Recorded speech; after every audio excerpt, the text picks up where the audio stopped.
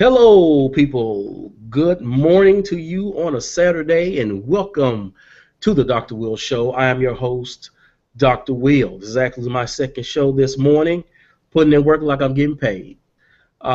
Just want to say thanks everyone for watching the show, and we will be talking about Voxer and using it for professional development. And I have two special guests with me today. I have Tammy Neal and Carlie Stigler. So before we kind of get into the questions, uh, I want you to introduce yourselves. So Tammy, go first, please. Okay, my name is Tammy Neal. I teach computer apps and game design in a small little North Florida rural school called Branford High School. I also co-moderate Florida Ed Chat and Rural Ed Chat, and am prolific Voxer user nowadays. If you see me with my headphones on, it's Voxer. It's not music anymore. Wow. Carlie? Yeah. Hi, yes, I am Carlie Stigler. I teach at Fond du Lac STEM Academy in Fond du Lac, Wisconsin, and I am a third, fourth, and fifth multi-age teacher, and we are a STEM project-based learning school. All right. Okay. So I admit to being late to the Voxer game. Um, I hadn't heard about it at ISTE, and it was way after ISTE before I even heard about it. Which, quite honestly, knowing about it would have been great at ISTE to be able to connect with people to say, hey, where are you? Let's meet, here or there. So how would you describe Voxer, Carlie?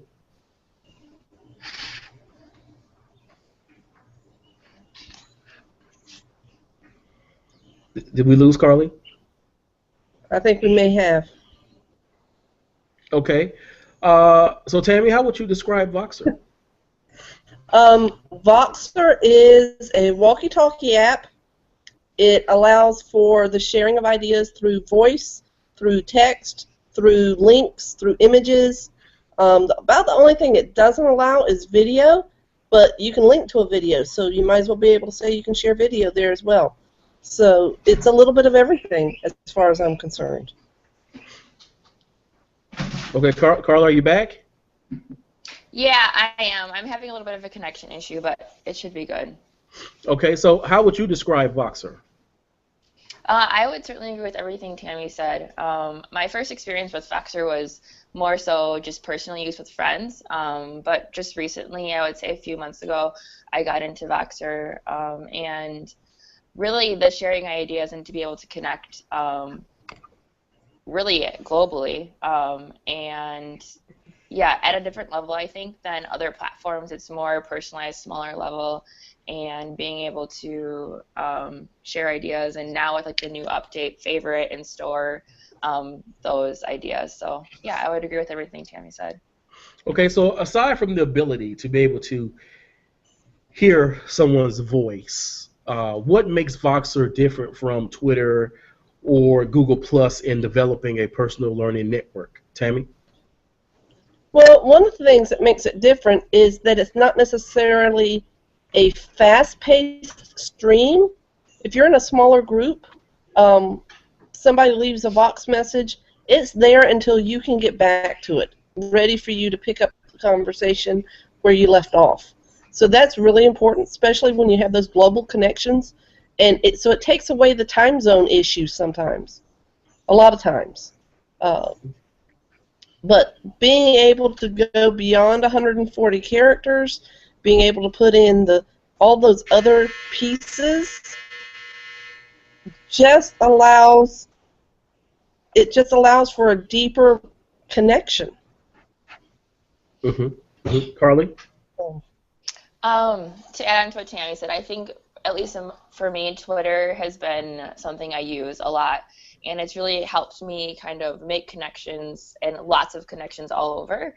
And then I think Voxer kind of allows me to pinpoint certain groups of connections and then have conversations through that. So I think it's at a smaller level and a more personalized level. I know that there's Voxer groups out there of of several people. Right now I'm only in one Voxer group, and I think there's about 15 and then maybe like 10 who regularly share their thinking.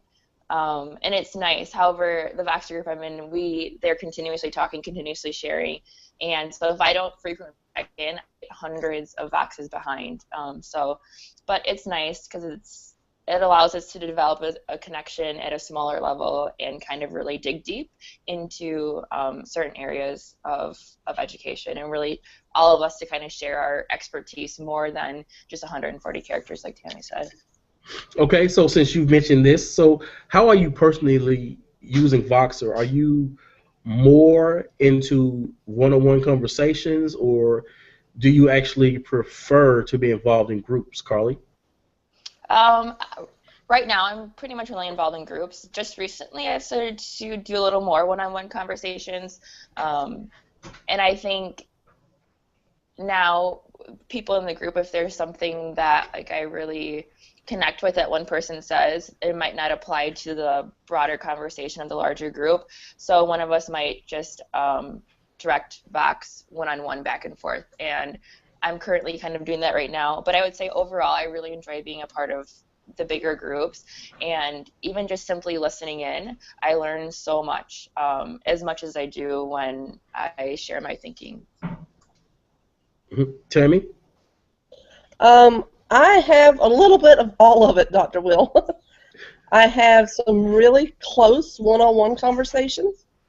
Some of those are for specific projects that we're working on together for the deep collaboration.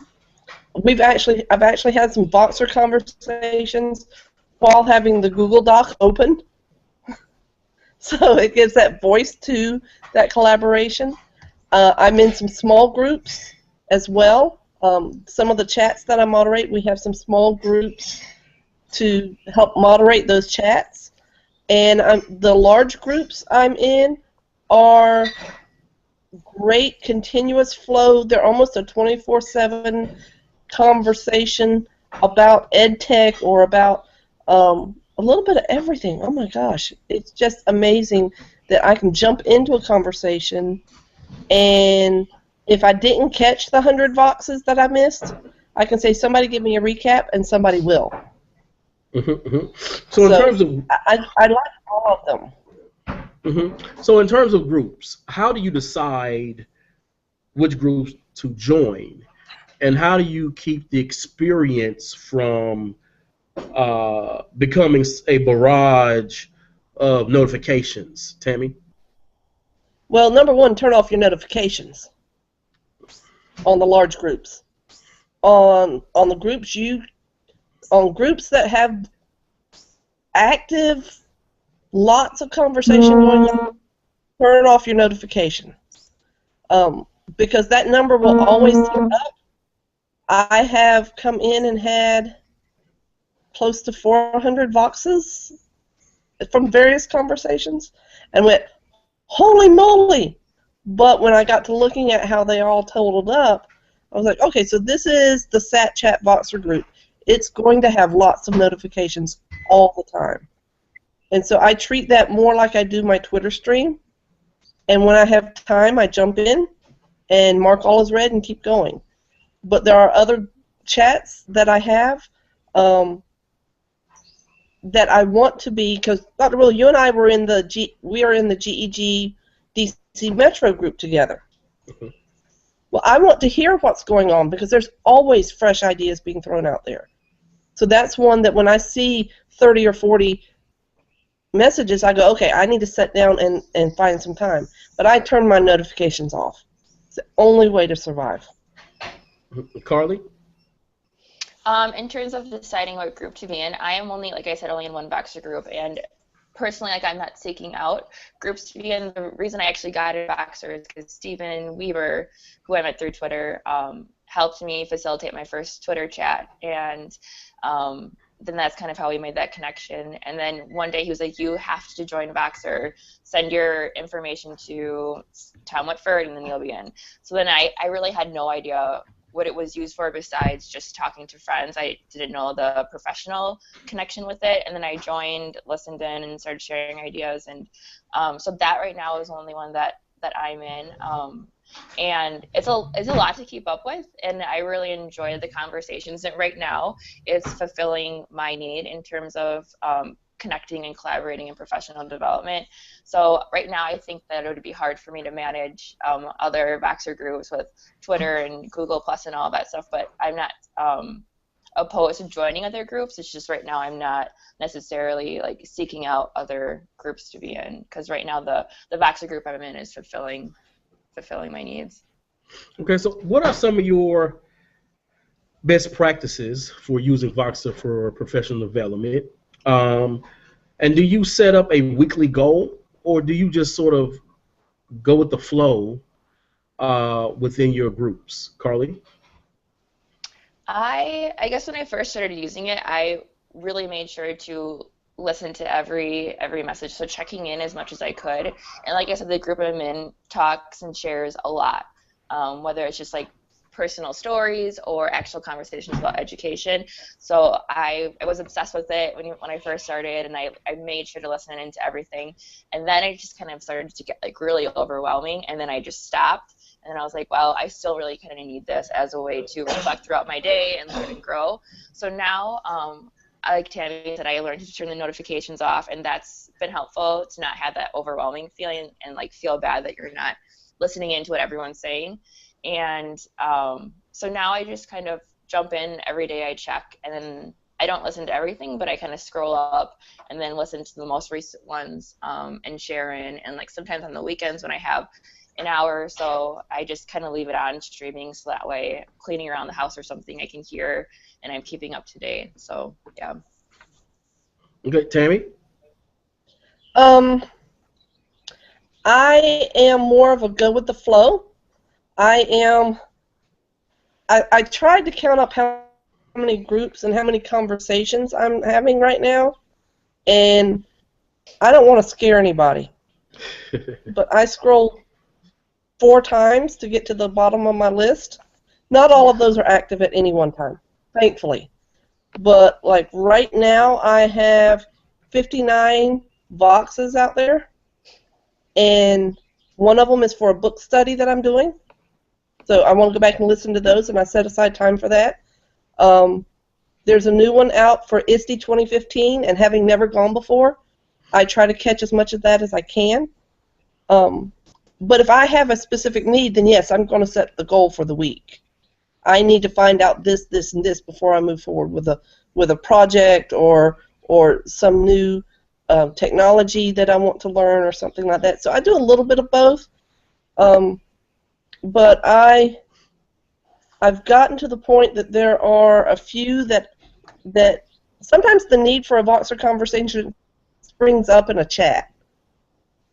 And then I join it. We create one because we need to finish a conversation, or we want to go deeper into what somebody's doing or something like that. So a lot of my conversations are not ongoing.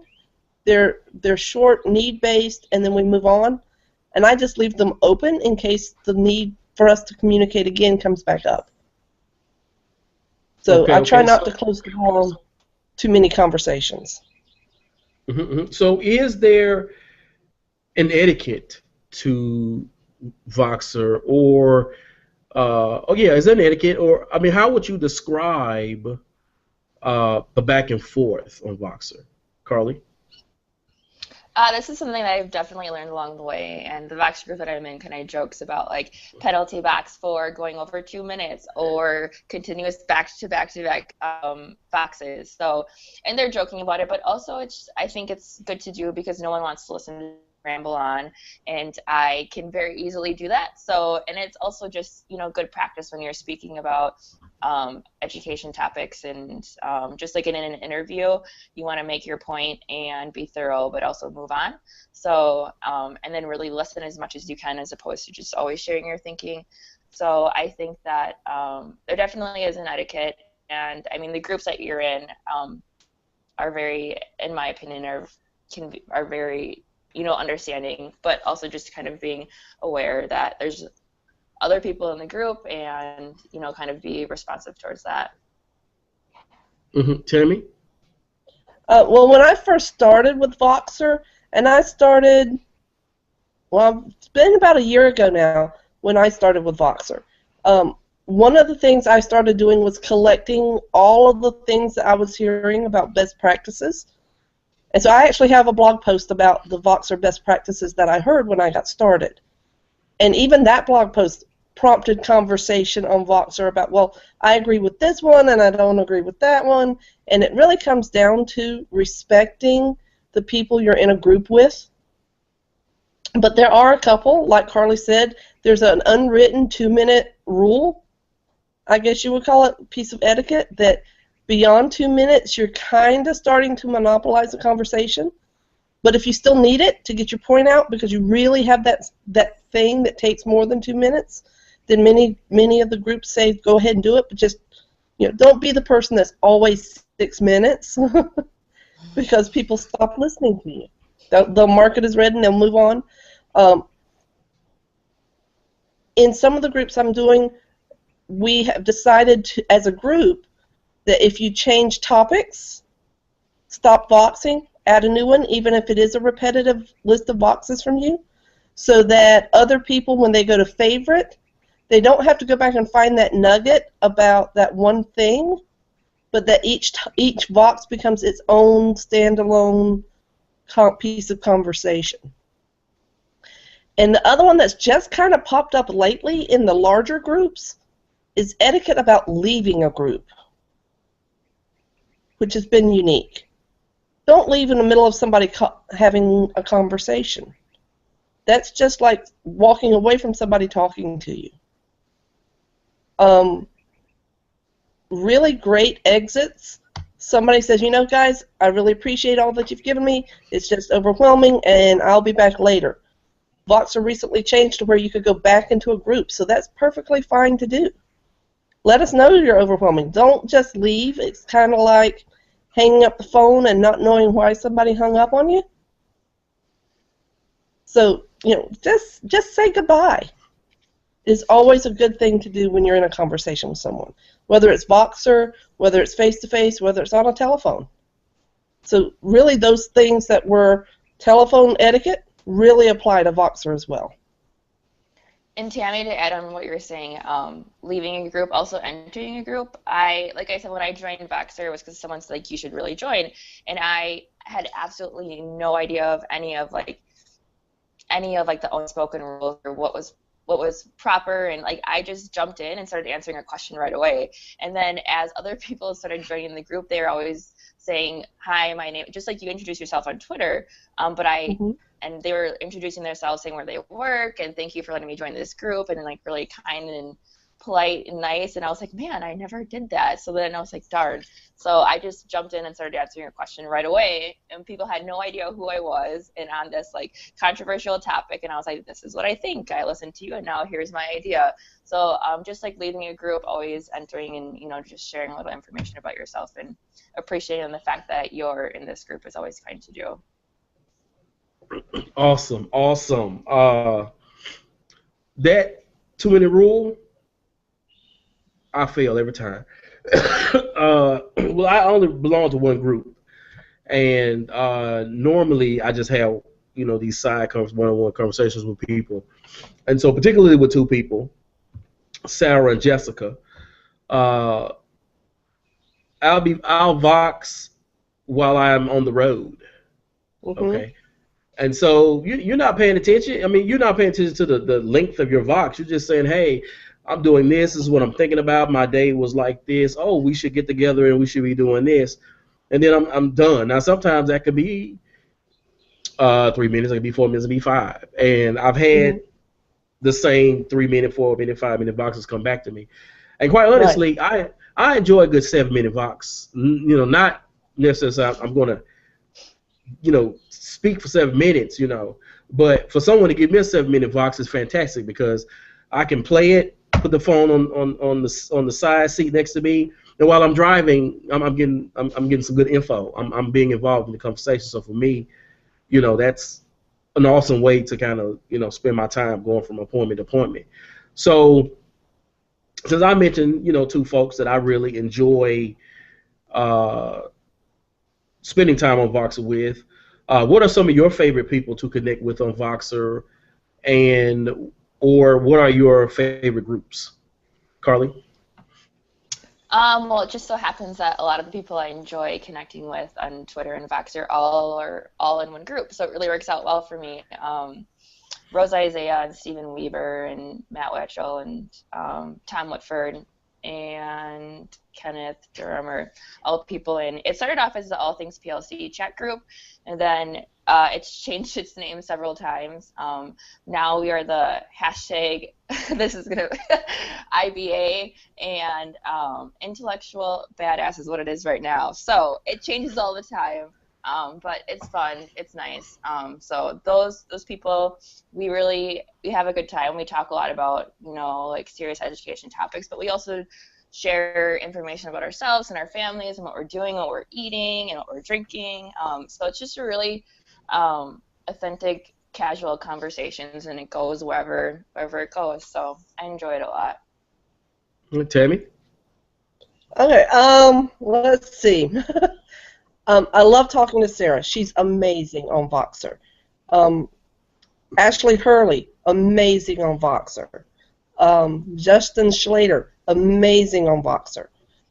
Doug Tim, amazing on Voxer, running the Digital Leadership Book Group right now. Amazing stuff going on there. There's this guy, Frank, that keeps me focused. I mean, always there when I need him. So, I don't want to share his name. He's mine. But there's just so many that when we have the conversation,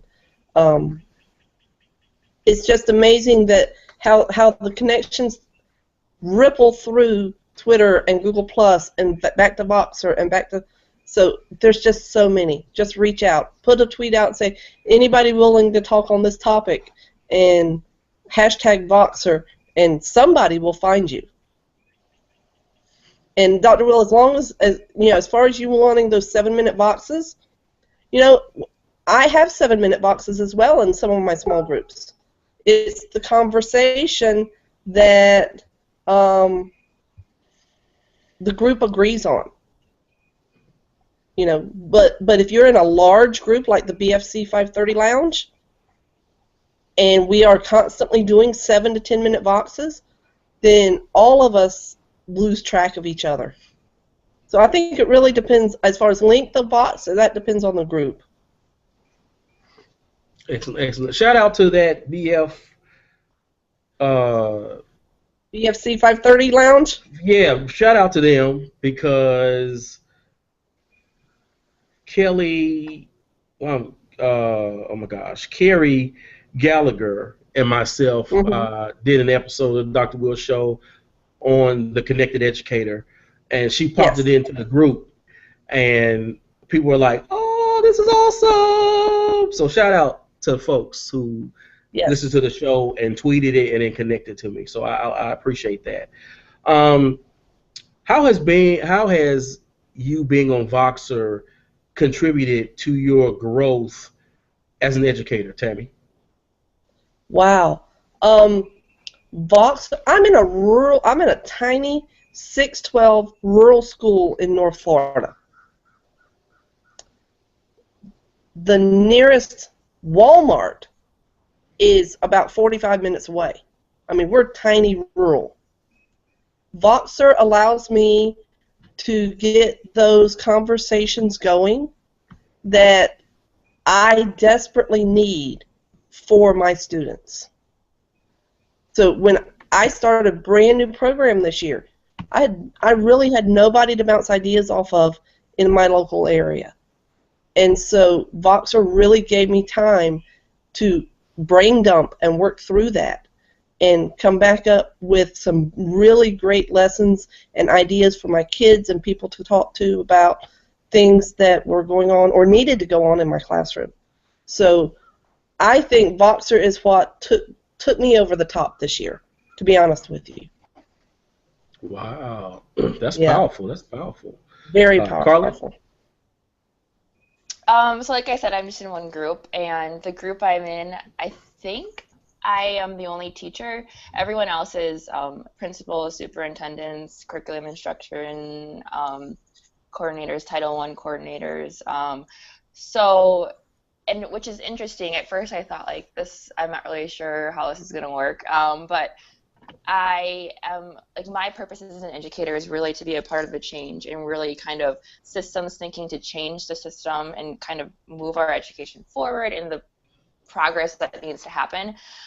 So it's really helped me understand more about the system of education and, you know, as a principal, what is your role and how does that fit into the system? And as a superintendent, what is your role and how does that fit into the system? And how do we just kind of those ins and out things that you don't know unless that's your role. So just listening to the stories that they share and what they experience day in and day out within their role has really helped me really think about myself as a teacher and how we are connected and how all of this kind of fits into the larger system picture and how we can kind of work together on various levels to make change. Okay, so for those of you, but for those people who are watching the show and are not quite sold on Voxer, or maybe they have that interest but need a little more nudging, what advice do you have for them about uh, using Voxer for PD? And this one last thing is when you get on Voxer, you see this pro thing sort of pop up. And I know, Tam, you have the experience with this. What is the difference between the normal account you get and the pro? So, Tammy? Well, basically, the pro account can moderate a chat with more than 5 people in it. So chats can grow up to 500 different voices, which is sometimes hugely overwhelming. But the pro just in the last week or so also got the choice to recall a message. So a pro user who makes a mistake can go out and erase that mistake before anybody else hears it. So that's a brand new upgrade. And iOS got it, and then about a week later, Android got it. I do not know if the Windows environment has gotten it yet, the Windows Phone environment has gotten it yet or not. The pro user can also Vox through the desktop business app, whereas the non-pro user cannot. So I can sit in my classroom and through my desktop PC, stay connected and Vox messages out, links out, images out, right from my classroom without any issue. But for the person who's not going to moderate a chat, the free version is just fine. Mm-hmm. You still get. We now can favorite a Vox to add to a playlist for later. Anybody can send that Vox out through email or save it to their Google Drive for later. So there's a lot of things that both accounts can do. If you are just starting out on Voxer, you're not sure of Voxer, I would say start small. Don't jump in with the large groups yet. Get comfortable with learning how the setup is, how to turn notifications on and off. There are several of us, especially in the BFC 530 group, that are willing to be your Voxer mentors if you need somebody just to connect with. So check out that hashtag BFC530 or BFC530.com and put something in the Voxer group. We actually have mentors waiting to help you out. Awesome. Carlie? Yeah. I don't have the pro account, so I can't really speak to that, but in terms of if you're not on Voxer but are slightly interested, and I say just go ahead and do it. Just try. I think maybe connecting or like getting a few people in your building that you feel comfortable with, you could try out that, and it might fizzle out, but the time that you have on there, then you can decide, like, am I interested in this or am I not? I think you can, like Tammy said, you can find a Voxer group on Twitter for almost anything, or you can put it out there and someone will respond. And I wouldn't be too overly concerned about knowing the ins and outs before, because like I said, had no clue, and you just figure out as you go. And the people in the groups are always, I would hope, are understanding of that. And if they're not, probably don't want to be in a Voxer group with them anyways. So I think just try, connect with someone, and yeah. Awesome. Well, thank you, too, for being on this episode. Again, it has been fantastic. I mean, time just goes by. You don't even feel it. It's just been a great conversation. So it's been awesome again. And for those people who are watching this show, will watch in the future, as always, the show will be on my blog, and with information on how to connect with Carlie and Tammy, and be on the lookout for some upcoming shows. We're doing Lean In next week with Donna Aris. Got to do one for ISTE newbies, so if you've never been to ISTE before, what to expect. Thank you. And so, I did a Dr. Will show last year with Victoria, and I cannot think of her last name right now, from Canada. And she gave me some tips, about devices, and she talked about how, you need to wear the comfortable shoes, and it was great, because, when you rolled up in Atlanta and you went to that convention center, and I called it the ISTE workout plan, because, you get there, and from the time you set foot in the convention center, it's just back and forth, back and forth, back and forth, back and forth. And I'm assuming Philly would be the same way. So we're going to do that show. And I'm also announcing that I'm going to start putting the Dr. Will show on iTunes as well. So for those folks who, the video might not be your thing, but you can put it in your car and drive around and just let it play. That'll be awesome as well. So thank you, everyone, for being a guest on the show, and want to have you back someday. Thank you so much, Dr. Will. Yes, thank you for having us. It's been a Excellent. pleasure. Thank you.